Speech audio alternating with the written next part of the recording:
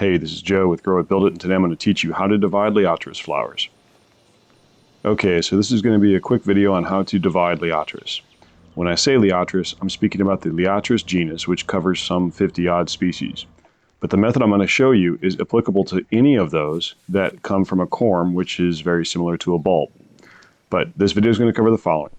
What types of Liatris can be divided, the most common ones. When can you divide them? Age and season. Tools required. The process to divide them, and then we will review. So let's just go get right into it.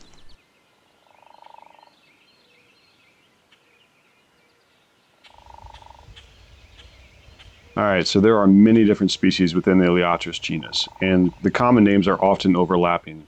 So to figure out which ones you can do it to, it can be a little confusing. Some of the species of Liatris do have taproots, and those cannot be divided, such as Liatris punctata, that I'm showing here. So you need to research the species in question before proceeding.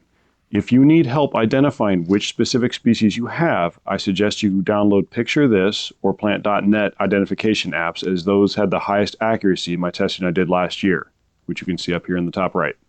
But the most common members of the Liatris genus that people have in home landscaping that this method is applicable for would be Liatris spicata, Liatris pycnostachya, and Liatris ligulostylus. All of these are often called blazing star or gay feather. And so the common names, like I said, they can get a bit confusing.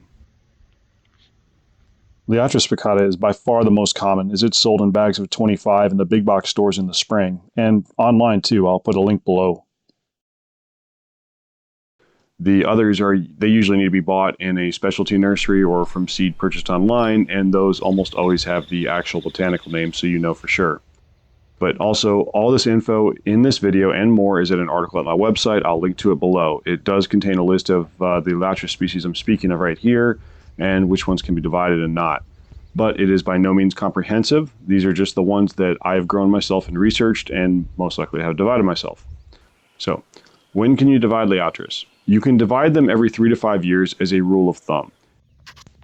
Personally, I like to wait until the clump is 4 to 6 inches diameter before I consider dividing it. But as the clump of corms grows bigger and bigger underground, eventually the center will not produce stalks.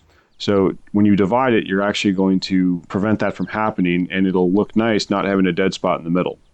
For when to do it, it is best to do it in spring or fall.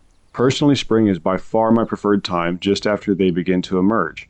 You want to do it in early spring or fall because the soil and outside temperatures are cooler, making less heat demands on the plants. The soil is also generally moist, or will at least stay moist if you water it because of those lower temperatures. Tools. So for tools, you're going to need a shovel and a saw or something to cut it with. For a shovel, you can use a spade or even just a little hand trowel, depending on the size of the plant. You will then need something to cut the corm in half, and this can be a spade if you want to just chop it, or a garden knife or a pruning saw. Personally, I like to have some kind of saw when dividing Liatris because the corm itself can be a little woody. The process. Okay, so how do we actually divide Liatris? Well, we're going to dig up the corm and cut it in half, basically. As a side note here, if you know where you want to put other divisions, dig those holes before you take the main corm out of the ground. That way, nothing will be out of the soil for too long. Alternatively, you can have a pot with moist potting soil nearby to place them in. You don't really want anything drying out. But take your shovel and dig up the corn. Locate where it is, and then place your shovel a couple of inches away from the new sprouts, and then angle it at a 30 to 45 degrees from vertical, and then dig until you feel the shovel is underneath the corm. Then, try to lever it out of the soil. You may need to go all around the plant depending on how compacted your soil is. This one came up really easy, as you can see here. It really shouldn't take too much force to do this. And if it is taking a lot of force, then you need to dig around more. But then we are going to simply cut through the corm using our knife or saw, which you see me doing here. Now, if you don't own a garden knife, you really should get one. They're extremely handy to have, and I'll link to one below that is basically the same as mine here. Here's a picture of what the corm cross-section looks like.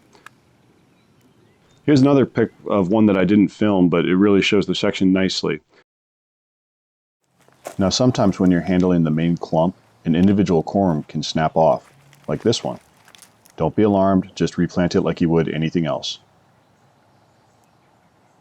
So at this point, you can basically replant the main chunk and then go plant the other 2 corms in the ground or in a pot. Water the divided and original plants thoroughly after they are replanted.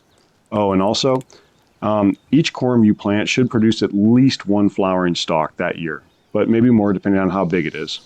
But okay, let's have a short review. Dividing Liatris is probably the easiest way to get flowering plants for free. Research what species can be divided before you go digging up your plants, and don't divide plants that are not large. So use the 3 to 5 year rule of thumb to know when you should be dividing. Only divide in early spring or fall so that the transplant shock is minimal. Carefully dig up the main corm and then divide it using a pruning saw, garden knife, bow saw, or a spade. Then replant all divisions immediately and water. Well, that's about it. If you guys enjoyed this video, please give me a thumbs up as it's an easy way to help me out and I do truly appreciate it. If you got questions, please ask them in the comments and I'll try my best to answer them. But all right, you guys all have a good one.